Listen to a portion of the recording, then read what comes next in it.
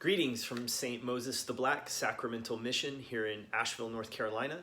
And today I wanted to make what is going to be part one in a series of discussions around the topic of Gnosticism, both ancient and modern. When we talk about modern Gnosticism, there's not a really coherent, solidified, agreed upon beliefs or propositions that all Gnostic churches or all Gnostic people ascribe to and follow. If you've been to a Roman Catholic church or an Episcopal church or an Orthodox church, you can go to a priest and ask them, well, what does the Roman Catholic Church believe about the nature of God? What does the Episcopal Church, what are the sets of beliefs that make one an Episcopal believer? Same thing in the Eastern Orthodox Church. There's a very defined set of principles and beliefs that everyone that's participating in the church is at least vocalizing their consent to. In fact, they're woven into a lot of the ritual that you will experience in these churches. A lot of the spoken liturgy is restatements of the Orthodox beliefs. With modern Gnosticism, you have something very, very different. First of all, I'm realizing the more I think and write and speak about this, that to talk about modern Gnosticism, all one can really accurately do is talk about what they mean as modern Gnosticism and what they are attempting to manifest in the world as modern Gnosticism. And here at our church in Asheville, St. Moses the Black, we are practicing a sacramental path infused with Gnosticism. And when I think about this, I think what it means is that we are approaching the sacraments of Christianity. And indeed, we could discuss the ways in which these sacraments are much older and transcend the limitations of anything that calls itself any name. But anyway, we're engaging with these sacraments with the idea that through participating in these rituals, it is going to open up our connection with the spirit world. And saying that, it sounds grandiose, and I suppose maybe as a proposition it is grandiose, but it is the proposition in which we are engaging with the sacramental rituals. So our church is coming together not based upon a set of agreed upon doctrines and theologies and moral codes. What we're coming together around is a faith that, engaging in the sacraments themselves, the ritual of the sacraments, these are things that were passed down to humankind by great spiritual teachers, and that engaging in these practices opens up a relationship between ourselves and the divine and serves as one of the practices that we use to come to realization of self.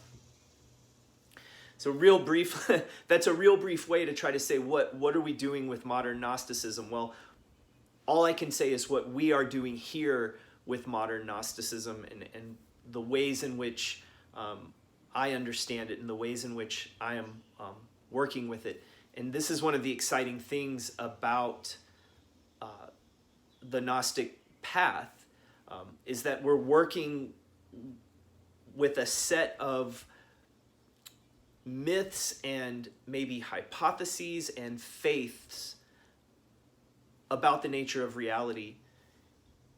And then through experimentation, we are hoping to get the result. And I think this brings me to what I want to talk about in this first video. What I want to do with this series of videos is attempt to identify certain aspects that I think might be part of a kind of universal, what I think of as a Gnostic urge. And so the first thing that I want to talk about, and the thing that I'm going to talk about today, is what is the self? What do we mean by self What is this? What is the emphasis on self in modern Gnosticism? And I'm going to start by reading a quote from the Gospel of Thomas.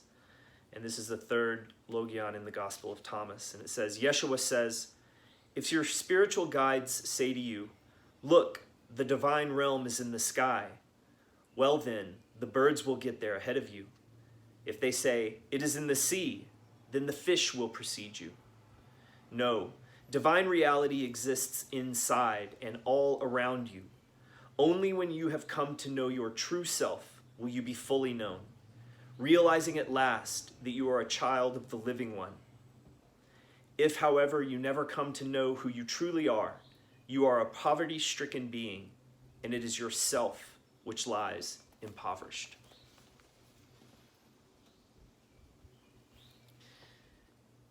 When I came to studying esoteric Christianity and the paths of mysticism in the West and Gnosticism, I was coming from a background of Eastern spirituality, which had very much an emphasis on enlightenment and liberation.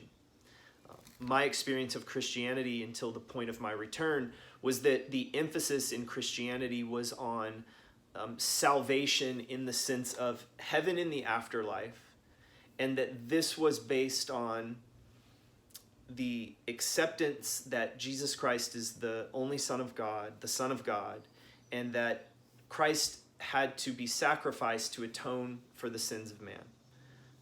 And thus the emphasis around salvation and liberation in Christianity is through the redemption of the belief in Jesus' sacrifice for the sins that humankind has committed. And this never quite made sense to me. And it's still not something that is the emphasis for me in religion and the spiritual path.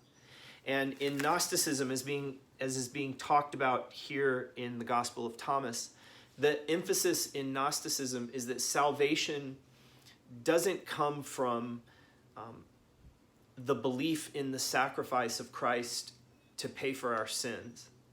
Salvation comes from the experiential realization of who we really are, of what our nature is, of where we have come from, of why we are here, and relating with that the thing that is shown through that. So the emphasis in modern Gnosticism is not salvation from sin. It's not motivated by a sense of guilt and fallenness of man. What it is motivated by is the recognition that my conditioned existence, this is how I think of it, I call it conditioned existence. The ways in which habit and culture and upbringing and all of the things that go into influencing the person that I am, that my true self is so caught in that, is lost in that conditioned nature. And that every attempt to tweak conditioned existence to make it a little bit better, a little bit smoother, all of these things are ultimately doomed to failure because it's a conditioned temporary existence. But there is something else, the thing that is looking through my eyes right now and speaking through my mouth to you right now. That thing is a spark of the highest thing in the universe. It is that spark of pure, undifferentiated, cosmically expanded consciousness. And it has an individual, unique self-nature. So the starting point, as far as I'm concerned, in Gnosticism, is the realization that we are meant for something more, something else. There's an old punk rock song by this band called Shelter, and they were a Hare Krishna band. There was also like a punk rock band, and they had this great song, you should look it up, called Busy Doing Nothing. And one of the lyrics in the song says, "You never asked why you got a career, but there is a reason why we're here. Don't be busy doing nothing." And we see this reflected to us in what are, I think, and a lot of people point to as modern manifestations of the Gnostic myth. If you remember the movie Fight Club, which is a very Gnostic themed movie, and hopefully as these videos go on and we talk about what we mean when we say modern Gnosticism, you'll see some of these elements. But there's a very poignant scene when the Tyler Durden character is telling the other guy that you're not just this, we're not just our bodies, we're not our jobs, we're not our bank accounts, we're not our relationships, we're not our social standing, our race, our gender. None of that stuff is who the real self, the real person is. This is the root Gnostic urge, the recognition that we are meant for something more, that there is something bigger, that we are somehow trapped in a conditioned nature, in a conditioned existence. And as the Gospel of Thomas says, if you never realize this self, or as it really says, only when you have come to know your true self will you be fully known, realizing at last that you are a child of the living one. If, however, you never come to know who you truly are, you are a poverty-stricken being, and it is yourself which lies impoverished. So from the perspective of modern Gnosticism, we're not in a fallen state because of our sinful nature. I'm not in a fallen state because sex is bad. I'm not in a fallen state because I'm homosexual, or I'm a Hindu, and therefore I'm in a fallen state because I don't know the true God, I don't know Christ. We're not in a fallen state because of moral deficiencies or moral transgressions or not following the standard social codes. This isn't the reason for our fallen nature, for our suffering. From the perspective of modern Gnosticism, the reason that we are experiencing a fallen reality is because it's not who we are. It's not ourselves. What we really are is eternal, full of knowledge, full of bliss. But we're trapped in our conditioned habitual natures. And the path to salvation, the start of the path to salvation, is the experiential realization that you are not your body. So we engage in the sacraments as a catalyst to bring on and deepen and expand these initial profound Gnostic realizations. So I think the first point that we can talk about that is maybe a universal amongst Gnostics, both ancient and modern, is that we are not this physical body. Our home is not this physical world. My consciousness, my self, is not the activity of my brain. This is all the meat machine. Which isn't to say there's anything wrong with this, or it's bad, or it's of a lower nature. Some of the ancient Gnostics felt that material existence was such a fallen state that you shouldn't have children because you don't want to trap more sparks of the light in the material world. I myself, as a modern Gnostic, I don't see the material world as inherently fallen. The material world can be a beautiful, wonderful, amazing place for growth and experience and enjoyment. But it's not my home. It's not the essence of what I am. Much of material science seems to be attempting to view self and consciousness as just an epiphenomena of the meat machine, of the brain. This is not the view of the Gnostic. The initial urge is the recognition that that's not the case. And then the path from that are practices that lead to the actual experience of being the full turned on self. And I can speak from experience that the sacraments work in this way. Prayer works in this way. There are methods of meditation that lead to this. And it's not a unique thing to the Gnostic path. It's part of the deeper esoteric tradition. If you study esoteric Hinduism, they will talk about the same thing. Esoteric Buddhism will talk about the same thing. Esoteric Islam will talk about the same thing. These are common roots in mystical religions, and Gnosticism is definitely a mystical religion.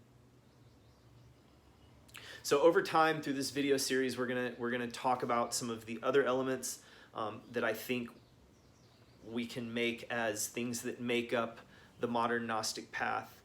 But today, hopefully, you got a sense of what this initial thing I'm talking about is, that the realization that we are not the material, that there is something more, and that this can be accessed through practices and ritual is the function of things like the Gnostic Church that we have here in Asheville. And if you're in Asheville and you would like to experience what I'm talking about, or you would like to engage with other people who are doing the same, please visit the St. Moses the Black Sacramental Mission Facebook page to find out about upcoming events. We do at least one meditation night a month. We celebrate the Mass at this point once a month. We have an upcoming book study that's in the works on Carl Jung's Red Book. And we're going to be having a monthly series of lectures about what Gnosticism is. And so if you're in the area and you would like to participate in person and have the experience of the sacraments, reach out to the Facebook page. I hope everybody enjoyed this video. And as always, I leave you with the English version of an ancient blessing from the Vedas. And may the Holy Spirit lead you from ignorance into wisdom, from darkness into light, and from death into immortality.